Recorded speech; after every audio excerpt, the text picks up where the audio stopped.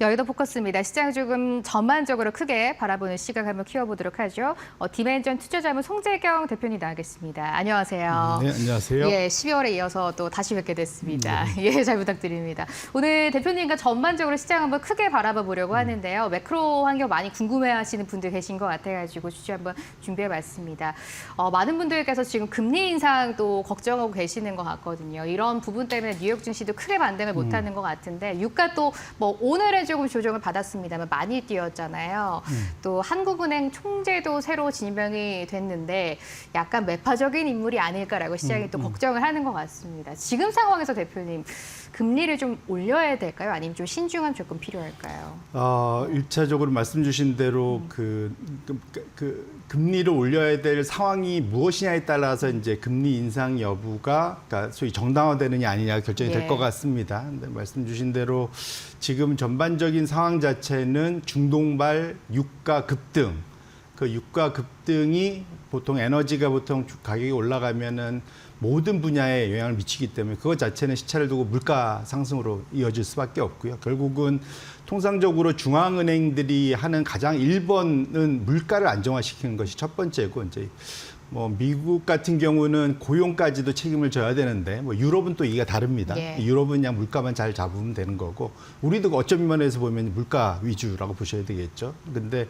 중요한 거는 어쨌든 지금 물가의 최대 복병이 나타난 겁니다. 이제 중동 전쟁이 지금 이제 4주차에 접어들면서 지금 우리가 최고점을 뭐 브렌트유 기준으로는 한 120달러까지 보긴 했지만 냉정해 보면 우리는 지금 브렌트유를 사다가 쓰는 건 아니라서 지금 우리는 중동산 원유를 갖고 오고 지금 그 호르무즈 해협과 거리가 떨어져 있는 그 소위 그 바로 밑에 있는 그 오만이란 나라의 그 원유 가격을 보면은 160달러, 170달러까지 배럴당 이렇게 가거든요. 네. 그러다 보니까 지금 사실은 이것이 브렌트유 WTI를 보면 약간 착시 효과가 분명히 있긴 한데 왜냐면 거기는 이미 아까는 이제 물 건너 불구경이고 냉정해 보면 아직까지는 지금 당장은 중동산 원유 가격은 급등을 해서 아시아를 비롯한 아시아 또 호주 뭐 인도 뭐 이런 중앙아시아 뭐 다 포함해서 전반적으로는 지금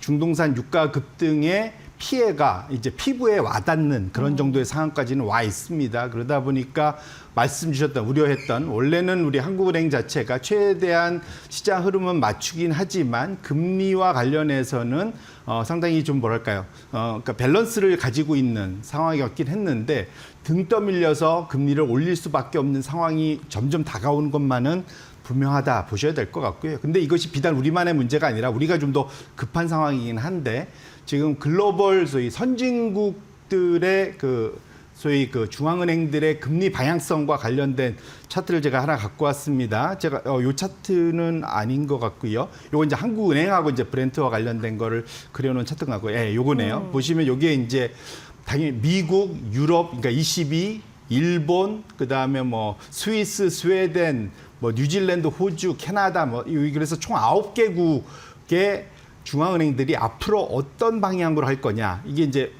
이 차트의 파란색 선이 올라가면은 금리를 올릴 가능성이 높은 나라들이 이제 많아지는 거고요. 내려오면은 금리를 내릴 가능성이나 이제 줄일 가능성이 맞는 겁니다. 합치어 보면은 점점점 위로 올라가면 금리를 올릴 가능성이 많아지는 거죠. 근데 지금 보시면 요것이 FOMC 열리기 직전 지난주 중반에 조사가 마무리됐던 건데 좀 보면 우측에 보시면 8개.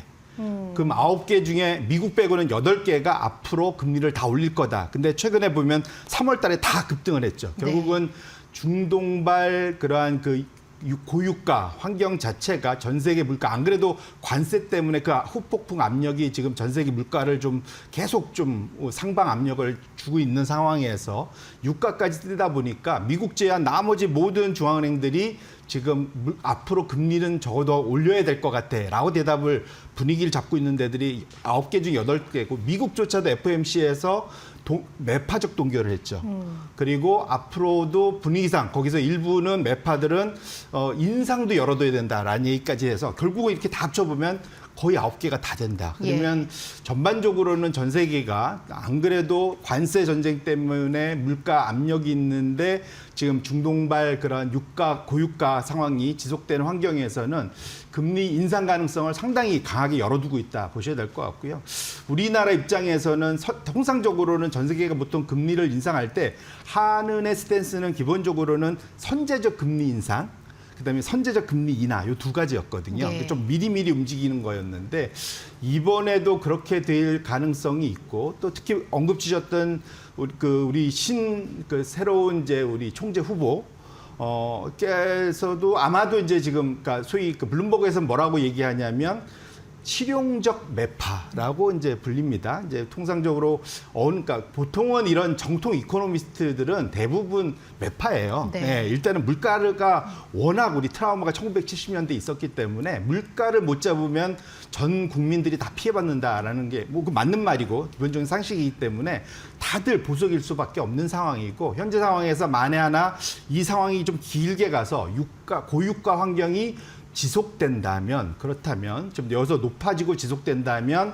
아마도 이제 새로운 신임 총재도 당연히 선제적 금리 인상 가능성을 열어둘 수밖에 없는 그런 상황이다라고 정리할 수 있을 것 같습니다. 예, 그 물가 압박 때문에 금리 인상은 어느 정도 조금 가능성을 높게 봐야 될 것 같다라는 말씀 한번 해주셨고요. 이제 크게 봤으니까 조금은 이제 우리의 실질적인 포트폴리오 전략을 한번 여쭤보도록 합니다. 지금 뭐 중동 전쟁이 오늘은 조금 뭐 쉬어간다라는 얘기가 나오긴 하지만 전쟁이 끝난 건 절대 아닌 거고 유가 이후에 뭐 오른 거에 대한 조금 그런 우리의 그런 안 좋은 영향들도 남아 있을 것이고 금리 인상에 대한 이야기도 있고 리스크가 굉장히 많은 시장이거든요. 지금 같을 때 이제 리스크 해지를 조금 해야 될 것 같은데 이때는 뭐 섹터는 좀 어떤 곳을 보면 좋을까요? 뭐 섹터도 중요하고 예. 좀 더 크게 보면 자산군부터 먼저 봐야 되겠죠. 예. 1차적으로 자산하면 우리가 주식, 채권, 그다음에 원자재, 그러니까 귀금속, 그다음에 이제 뭐 현금 뭐 예. 이렇게 딱 한 5가지로 보통 나눌 수 있는데 1차적으로는 기본적으로 우리 투자자들 국내 개인 투자자는 이제 주식 위주로 하시는데 일부 이제 소위 조금 좀 규모가 되시는 분들은 채권도 고민하시고 뭐 이것저것 다른 것들 요즘에 많이 하십니다. 네. 근데 1차적으로 이런 상황이 되면 통상적으로는 전통적인 자산 아까 말씀드린 것 중에는 소위 경기 방어적이고 위험 방어적인 자산이라고 하면 통상적으로 채권과 금 두 가지가 이제 대표적인데 예. 아이러니하게도 이번 한 달 동안 제일 고생하는 분야가 또 이 두 건대입니다. 그러니까요. 이게 아이러니하죠. 예. 이게 첫 번째로는 이게 하필이면 금리가 이게 고유가발 이 상황이기 때문에 이것이 나중에 진짜 경기 침체로까지 연결되면 제 채권도 결국 금리 떨어지면서 올라가겠지만 당장은 금리 상방 압력 우리가 앞에서 중앙은행 얘기하면서 봤죠. 그러다 보니까 미국의 지금 국채 금리가 계속 위로 튀고 있고 우리나라도 덩달아 좀 쫓아 올라가고 있는 상황입니다. 그러다 보니까 채권이 일단 빠지고 두 번째로는 금인데 금이 혹시 이제 다들 아쉬워하면서 지켜만 보셨을 텐데 예. 최근 3년간만 놓고 보면 이게 이제 S&P 500하고 비교하면 S&P 500이 3년간 한 50% 올랐거든요. 금은 150% 올랐습니다. 예. 이제 고점 찍고 좀 내려와서 좀 한 40% 이런데 오늘은 좀 다행스럽게 좀 올라가고는 있긴 한데 이제 왜냐하면 협상 분위기 모두가 예. 지금 만들어지긴 하니까 1차적으로는 좀 많이 올라갔다 보니까 최근 연초 이후에 특히 3월 달 들어서는 아이러니하게도 수익률이 제일 좋았던 부분들이 가장 먼저 팔리는 이게 무슨 말이냐면 현금을 다 확보하고 싶은데 당장 현금을 확보할 수 있는 제일 방법은 일단 유동성도 좋고 그 사이에 많이 번 것은 좀 덜어내도 부담이 좀 덜하지 않습니까? 그렇죠. 그러다 보니까 1차적으로는 지금은 오히려 아이러니하게도 좀 부진하고 뭔가 문제가 있는 자산을 파는 게 아니라 제일 좋은 자산부터 먼저 파는 아이러니가 일단 발생했다 보셔야 될 것 같고 또 두 번째로는 이게 의외로 모르시는 분이 많던데 전 세계에서 금 거래가 제일 많이 되는 데는 1등은 스위스고요. 예. 대부분 런던으로 알고 계신데 런던 유로 알고 있는데 여기는 보관하는 데 위주고 거래는 기본적으로 스위스가 1등입니다. 왜냐하면 스위스에서 새롭게 걸로 다 들어가면 이거를 유럽에 맞는 방식으로 런던으로 그 기준이 달라서 골드바의 이 표준이 다릅니다. 그러다 보니까 런던으로 갈 거든 뉴욕으로 갈 거든 이런 것들을 맞춰갖고 그 골드바를 새롭게 만들거든요. 1차적으로 예. 스위스고 2등이 어디냐면 두바이입니다. 두바이. 두바이요. 그러니까 지금 이게 아까 그 아랍에미레이트의 두 번째로 큰 도시지 않습니까? 그러다 보니까 여기에서 전반적으로 이제 금융 거래도 많이 일어나지만 금 거래소가 가장 활발하고, 이것이 또 뭐냐면 전 세계 개인 중에 제일 그 금을 선호하는 나라가 중국과 인도입니다. 네. 중국과 인도로 가는 금은 대부분 다 이 두바이를 통해서 가거든요. 근데 두바이가 지금 어떻게 난리가 났죠. 그쵸. 맨날 지금 폭탄 떨어지고 뭐 이러다 보니까 거기가 사실 제대로 돌아가지 않고 있다 보셔야 될 것 같고, 이러던 것도 실물적으로 이제 분명 이제 이슈가 있다. 이러다 보니까 금이 최근 들어서 상당히 부진한 것만은 분명하다. 결론적으로는 지금은 이것저것 다 따지지 말고 우리 개인 투자자들이 가성비 있게 뭔가 이 시장을 방어할 수 있는 첫 번째는 현금 그 자체다.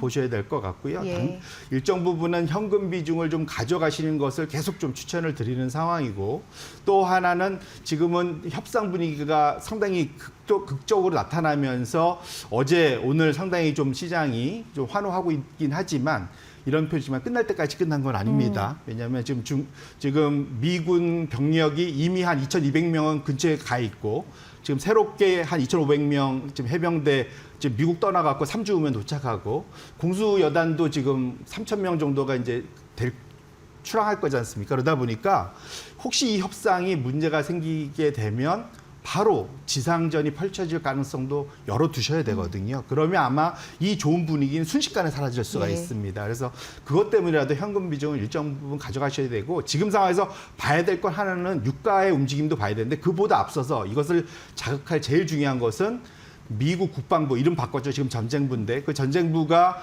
앞으로 우리 전쟁 더 오래 할 거야, 돈도 줘라고 의회한테 요청한 것이 2천억 달러입니다.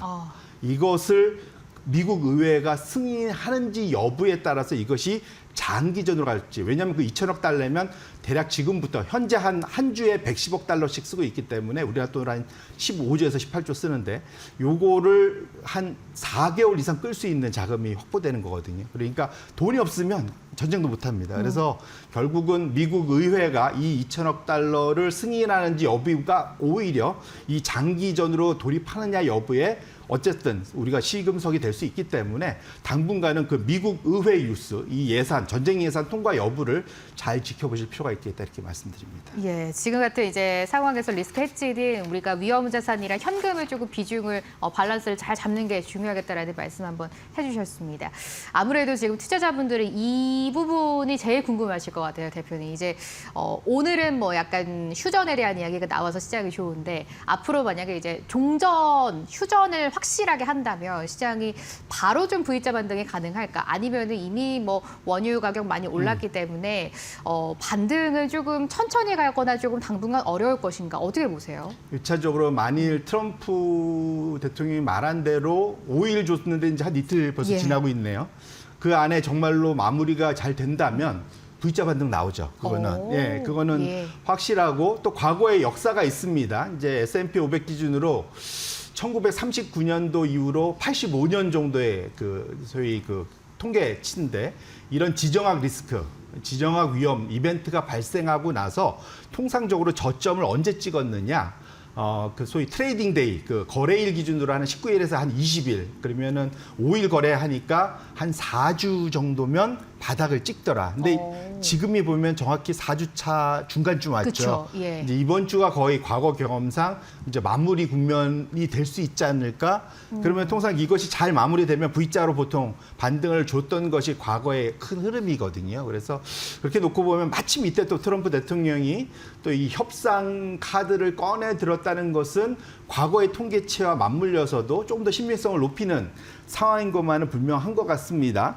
근데 이제 아까 말씀드린 대로 다만 지금 이란에서 나온 얘기는 또 다른 얘기가 벌어지고 있고, 이스라엘 또 다른 얘기가 있고, 지금 협상 얘기하고 있으면서 양쪽은 서로, 이란과 이스라엘은 지금 여전히 지금 소위 미사일을 쏘고 있는, 그것도 더 많이 쏘고 있는 상황이잖아요. 그러다 보니까 우리가 이게 장기전에 대한 그런 결국 지금 그 가능성도 열어둬야 되는 상황인 것만은 분명해서, 과거의 흐름만 놓고 보면 트럼프의 말대로만 된다면 이번 주가 바닥의 확률이 매우 높은데, 그렇게 안 되고 이것이 질질 끌게 된다면 상황이 생각 여전히 좀 불투명성이 불확실성이 높아질 수밖에 없는 상황이라는 것을 아시면서 이번 주 관리를 좀 하실 필요가 있겠다 이렇게 말씀드립니다.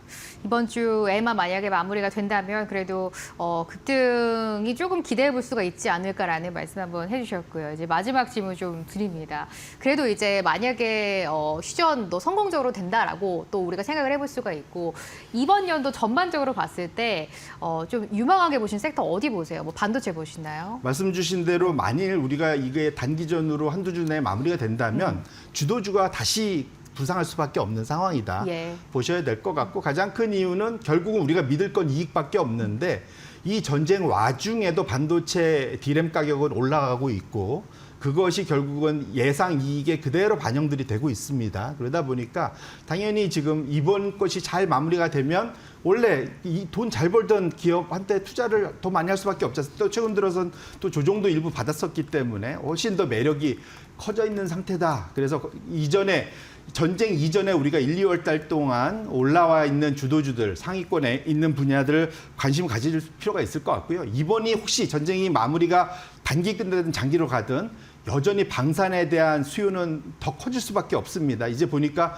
믿을 거는 자기 자신밖에 없다라는 것을 다들 깨달았기 때문에 관련된 투자를 정말 더 많이 할 수밖에 없는 상황이다 보셔야 될 것 같고 그와 관련해서 또 만약에 V자 반등이 온다면 레버리지 ETF 사실 필요 없습니다. 증권 업종을 사시는 것이 훨씬 더 레버리지가 좋거든요. 오, 예. 레버리지는 소위 적어도 많습니다. 뭐냐면 돈이 빠져나갈 그 수수료도 크고 중간에 잘못 탔을 때 오히려 수익을 확 손해 볼 수 있거든요. 근데 상대적으로 증권업은 그냥 증권 지수만 사거나 개별 종목들 사셔도 통상적으로 평균적으로 우상향, 소위 강세장에서는 시장이 100이 올라가면 평균적으로 증권업은 150이 올라갑니다. 그러니까 50% 이상 소위 그러니까 베타가 더 큰 분야이기 때문에 무리하지 말고 증권 업종을 보실 필요가 있겠다 말씀드리고 싶고요. 마지막으로는 만약 하나 장기화되면 어떡할까 걱정이 있는데 그러면 시장 전반에 대한 좀 부정적인 영향을 끼칠 수 있고 혹시라도 이것 자체가 앞으로 새롭게 떠오를 것은 그 사이에 이번에 3월 달 한 달 동안 스타가 돼 있던 에너지 분야는 지속적으로 보실 필요가 있겠다. 이것은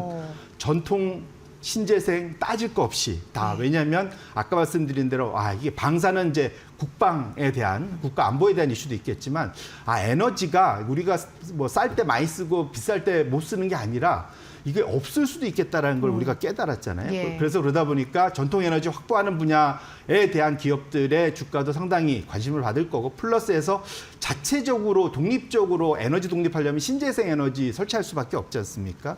그와 관련된 것도 앞으로도 상당히 좀 관심을 가질 수밖에 없는 분야다라고 보시면 좋을 것 같습니다. 예, 이제 또 공공 부문에서 이제 오부제 다시 시행한다고 하고 또 샤워 같은 것도 조금 줄여야 되는 게 아닌가라는 이야기까지 나오는 지금입니다. 또 에너지 대란에 대한 또 위험성도 많이 있는 상황이고요. 일단은 뭐 반도체나 방산, 증권 쪽으로 한번 보시는 게 괜찮을 것 같고 증권주들 한번 말씀 주신 대로 한번 저희가 주목해 보도록 하겠습니다. 오늘 여의도 클래스는 중동 변수 속에서 리스크 헤지 함께 만나봤습니다. 디멘전 투자전문의 송재경 대표님과 말씀 나눠봤네요. 고맙습니다. 네.